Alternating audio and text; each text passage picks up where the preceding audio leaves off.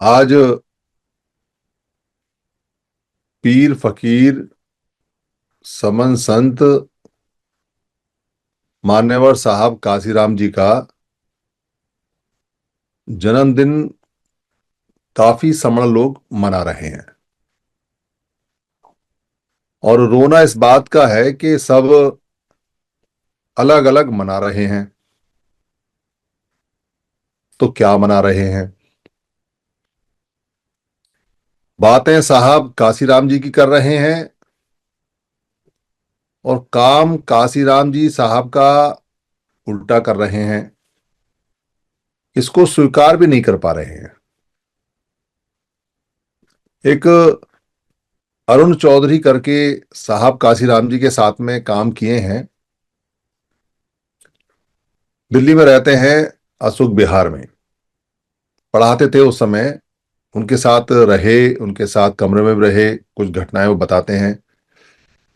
साहब काशीराम जी चले गए पर अरुण चौधरी हैं। तो वो कुछ करना चाहते हैं। उम्र उनकी ज्यादा हो गई पर लगे रहते हैं, जोश पूरा है। तो वो ऐसे लोगों को ढूंढते रहते हैं जो मूवमेंट में कुछ कर रहे हैं, और फिर कोशिश करते हैं कि वो साहब काशीराम जी की पद्धति के अनुसार काम करें, या कोई साहब काशीराम जी की पद्धति के अनुसार काम कर रहा हो तो उसको प्रमोट करने का या इकट्ठा करने का काम करते हैं। जब भी कभी उनसे बात कहो तो कहते हैं आज मैं वहां हूं, आज मैं ऐसा कर रहा हूं, वैसा कर रहा हूं। कुछ लोगों ने साहब काशीराम जी की तरह कपड़े पहनने शुरू कर दिए।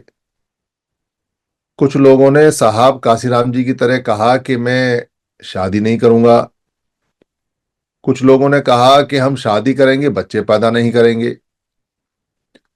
कुछ लोगों ने कहा कि साहब काशीराम जी के जन्मदिन वाले दिन ही हम अपना सामाजिक काम शुरू करेंगे। कुछ लोगों ने कहा कि हम साहब काशीराम जी की तरह ही घूम घूम के साइकिल पे काम करेंगे। जब कोई अकेला व्यक्ति कोई सामाजिक काम करता है, कोई मत मतांतर का, कोई धार्मिक काम करता है, लोगों में आता जाता है, कोई रिफॉर्मेशन का, कोई लोगों के उत्थान का काम करता है, और वो कार्य में थोड़ा बहुत सफल हो जाता है, तो उसके साथ वाले जो अनुयायी हैं, जो उसके साथ वाले लोग हैं, जिन्होंने उसके आइडिया पे काम किया और काम को आगे बढ़ाया, वो व्यक्ति रह जाते हैं। वो व्यक्ति जो अकेला है वो चला जाता है। तो वो लोग उसी को फॉलो करते हैं जो पद्धति है। उनको लगता है कि ये व्यक्ति ने जो सिस्टम बनाया था वो सिस्टम कारगर होगा, और हुआ है, जीते जी उसने करके दिखाया है, इसलिए इसी पे चलना है। और वो उसी पे चलते हैं, पर अलग अलग चलते हैं। सारे जितने भी अनुयायी, जितने भी भक्त होते हैं उस समय काम करने वाले कार्यकर्ता, वो सब अलग अलग हो जाते हैं। एक सभा में मैं गया, वहां एक बूढ़ा आदमी, उसको मौका दे दिया उन लोगों ने, सभा उनकी थी। तो वो 15 मिनट अच्छी खासी सभा के इस बात में निकाल गया कि मैंने बाबा साहब को देखा है, मैंने बाबा साहब को देखा है। 15 मिनट तक वो ये बोलता रहा और बहुत ही चिल्ला चिल्ला के बोलता रहा। उसने वहां सभा में ऐसा महसूस कराया कि बाकी लोगों ने बाबा साहब अम्बेडकर को नहीं देखा है तो पाप कर दिया है। मेरा नंबर आया तो मैंने कहा भाई, इतनी बड़ी सभा के 15 मिनट खा गए सिर्फ एक बात बताने के लिए कि बाबा साहब को देखा है। तो क्या ये क्वालिफिकेशन है कि आपने बाबा साहब को देखा है? क्या क्या क्या हम डिस्क्वालीफाई हो गए कि हम तो बाबा साहब को देखे नहीं, तो हमसे कोई पाप हो गया? क्या हम सामाजिक काम नहीं कर सकते? वो थोड़ा नाराज हो गया, क्योंकि मैं साफ बोल देता हूं, साहब काशीराम जी के जितने भी चेले चंटारे हैं, जितने भी भक्त हैं, वो सभी के सभी घुर्राते हैं। उनमें बड़ा अहम भाव है। जिसने साहब काशीराम जी के साथ काम नहीं भी किया, अब तो है नहीं साहब काशीराम जी, और कहीं सभा में गया, या एक आध फोटो वोटो कहीं खिंचा हो या ना खिंचा हो, या कभी कोई साइकिल वाइकिल एक आध किलोमीटर 10-20 मीटर चला ली हो, या कभी पानी पिला दिया हो, वो भी ऐसे घुर्राता है, कितना बड़ा मिशनरी और कितना बड़ा है, और काम अकेला ही करता है। बस इतना ही जाना साहब काशीराम जी को कि काम अकेला करेगा और लोगों को धमकाएगा। मैंने साहब काशीराम जी के साथ काम किया, मैंने साहब काशीराम जी के साथ पानी पिलाया, मैंने साहब काशीराम जी के साथ साइकिल चलाया, मैंने साहब काशीराम जी पे ये किया, मैंने साहब काशीराम जी पे वो किया। धमकाता है और एक अधिकार मांगता है कि तुमने साहब काशीराम जी के साथ अगर काम नहीं किया, या तुम यंग हो या तुम्हारी हो, तो तुम अब मेरी सुनो, अब मेरी बात मानो, अब मैं तुम्हें डायरेक्शन दूंगा, अब मैं तुम्हें चलाऊंगा। क्योंकि मैंने साहब काशीराम जी के साथ काम किया, मैंने अखबार उठाया उनका, बस ये क्वालिफिकेशन है। वो कभी नहीं सोचता कि अगर तेरे अंदर क्वालिफिकेशन होती तो साहब काशीराम जी तेरे को अच्छी तरह से जिम्मेदारी दे के जाते ना जाते। कभी नहीं कुछ सोचता इस बात को। इसलिए ये सारे जितने भी भक्त हैं किसी महापुरुष के, और खासतौर आज हम बात करें साहब काशीराम जी की, ये सब अलग अलग डायरेक्शन में काम कर रहे हैं और सब साहब काशीराम जी के विरुद्ध काम कर रहे हैं। उन्होंने इकट्ठा किया, इकट्ठा करने का काम किया, अपना घर छोड़ा, परिवार छोड़ा, शादी नहीं की, उन्होंने साधु संत जैसा जीवन जिया। इसीलिए समन संघ ने उनको समन संत की उपाधि से नवाजा, क्योंकि वो संत जैसा जीवन उन्होंने जिया। और वो उनका जो कार्य क्षेत्र रहा वो पॉलिटिक्स रहा। हम पॉलिटिक्स वाले कार्य क्षेत्र के लिए उनको समन संत नहीं बोलते। हम जो उन्होंने भिक्खु जैसा संत जैसा जीवन जीने का जो प्रण किया और उस पर वो चले, उसके लिए हम उनको संत बोलते हैं। बाकी राजनेता तो राजनेता होते हैं, उनको साम दाम दंड भेद सब तरह की नीति अपनानी होती है, उनका काम था वो। व्यवहार संत जैसा, काम उनका राजनीतिक था। अगर उनका व्यवहार संत जैसा ना होता तो राजनीति की जो पहली चाबी आई, पहला ताला खुला, उसमें सबसे पहले मुख्यमंत्री वो खुद बनते। पर संत थे इसलिए नहीं बने। अगर संत ना होते तो सबसे पहले मुख्यमंत्री खुद बनते, बाकी चेले चपाटे भाड़ में जाओ। पर संत नहीं करते ऐसा। तो संत थे पर राजनीति की अच्छी समझ और जानकारी रखते थे, जैसा माहौल था। उनके साथ के लोगों ने उन पे यकीन नहीं किया। अच्छा किया, अकेले व्यक्ति पे यकीन नहीं करना चाहिए। पर उन्होंने तर्क वितर्क भी नहीं किया, डिबेट भी नहीं की, उन्होंने पूछा भी नहीं। उन्होंने सार्वजनिक रूप से ये बात कहीं पब्लिक डोमेन में नहीं लेके आए कि साहब काशीराम जी राजनीति में क्यों जाना चाहते हैं।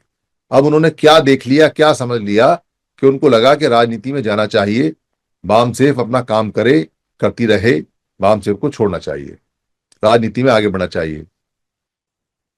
तो पूछने ना पूछने वालों की गलती, पूछना चाहिए था। क्यों गलती है? क्योंकि जिन लोगों ने साहब काशीराम जी को उस समय यह कहा कि राजनीति नहीं करनी चाहिए थी, इतनी जल्दी राजनीति में नहीं जाना चाहिए था, या बाम सेफ को राजनीति में सहयोग नहीं करना चाहिए था, उन्हीं बाम सेफ के सभी लोगों ने बाम सेफ के टुकड़े किए और फिर उसमें राजनीतिक पार्टियां बना डाली। तो गलत कौन और सही कौन? अगर वो व्यक्ति उस समय गलत था तो तुमने राजनीतिक पार्टी क्यों बनाई? और अगर वो व्यक्ति उस समय सही था तो तुमने साथ क्यों नहीं दिया, डिबेट क्यों नहीं किया? तो तुम मूर्ख थे। ये सवाल आपको बता रहा हूं भक्तों के, लोगों के, जानकारी के, ताकि समन संघ में वैसे तो सारी चीजें दुरुस्त करके चलते हैं। समन संघ में जितना भी वर्तमान है और जितना भी पास्ट चल रहा है, जो पीछे बीत चुका है, भूत जितना भी है, उससे सबक सीख के आगे बढ़ते हैं और वैसे नियम बना के रखते हैं, बदलते रहते हैं, ताकि फ्यूचर में कोई आगे गड़बड़ी ना हो। पर जब कोई ऐसा एपिसोड आता है किसी महापुरुष का, कोई बात आती है, तो उसको समझना चाहिए। दुनिया के जितने भी महापुरुष हैं उनका कोई फोटो स्टेट नहीं है, इसको समझ लीजिए अच्छी तरह से। बुद्ध अकेले बुद्ध हैं, रिफॉर्मर हैं, पर कोई दूसरा बुद्ध नहीं है, सम्यक सम गौतम नहीं है। पच्चीस बुद्ध बहुत हो सकते हैं पर सम्यक सम गौतम नहीं है। बहुत उनके चेले चंटारे रहे, बहुत भिक्खु संघ में रहे, अभी भी भिक्खु हैं, पर कोई उनकी तरह मेहनत नहीं कर पाया। उनकी तरह बनने की कोशिश की, अच्छी बात है, महापुरुष की तरह बना, पर बन नहीं पाया। मतलब फोटोकॉपी नहीं है कोई। बाबा साहब अम्बेडकर अकेले हैं, उसके बाद उनके बाद कोई भी व्यक्ति उन जैसा नहीं बन पाया। कोई फोटोकॉपी नहीं है। चेले चंटारे बहुत हैं जो अलग अलग काम कर रहे हैं, जो अलग अलग चल रहे हैं। गुरु रविदास जी हैं, अकेले हैं, उनकी हत्या कर दी गई, उनकी लाश गायब कर दी गई, पर उनके जैसा कोई और नहीं है। फोटोकॉपी नहीं है। कोई अच्छा हो सकता है भविष्य में, कोई खराब हो सकता है भविष्य में, वर्तमान में अच्छे बुरे हो सकते हैं, पर किसी भी महापुरुष का कभी भी एग्जैक्ट सेम फोटोकॉपी नहीं हो सकती। लोग उस महापुरुष जैसे कपड़े पहन सकते हैं, उसकी तरह बोलना सीख सकते हैं, उसकी तरह स्टाइल सीख सकते हैं, उसके सिस्टम को, उसकी पद्धति को अडॉप्ट कर सकते हैं, उसके जैसे चल सकते हैं, पर किसी भी फोटो कॉपी ना बनने की संभावना है, ना ही बाद में इस प्रकार की चीजों में किसी को सफलता मिली और ना ही सफलता मिल सकती है। क्योंकि कोई व्यक्ति अकेला काम करता है, अच्छी बात है, करे, क्योंकि अगर समूह नहीं चल रहा है, संघ नहीं चल रहा है, तो अकेला व्यक्ति तो शुरू करे, पर अनंत संघ ही सफल होता है। व्यक्ति संघ की तरफ एक कदम आगे बढ़ाते हैं, मर जाते हैं, एक कदम आगे बढ़ाते हैं, मर जाते हैं, पर सफलता प्राप्त नहीं हो सकती। क्षणिक सफलताएं प्राप्त होती हैं, पर कंप्लीट और सामूहिक और बहुत लंबे समय तक जो सफलता है वो व्यक्तियों को नहीं मिलती, वो संघ को ही मिलती है, और संघ को ही मिलेगी। व्यक्ति चाहे कितने सर फोड़ लें, चाहे कोई कितना काबिल व्यक्ति आ जाए, वो मूवमेंट को आगे बढ़ा सकता है, अपना पूरा जीवन लगा के कुछ ना कुछ करके जा सकता है, पर उसके जाने के बाद काम खत्म। उसके जाने के बाद वही, और जीते जी लोगों को मार दिया जाता है, जीते जी लोगों की लाश गायब कर दी जाती है, जीते जी लोगों को पहले से कर दिया जाता है, जीते जी लोगों को खरीद लिया जाता है, जीते जी लोग दल बदल बदल जाते हैं, जीते जी लोगों की विचारधारा बदल जाती है, जीते जी लोगों के धर्म बदल जाते हैं। इसलिए व्यक्तियों का कोई भरोसा नहीं।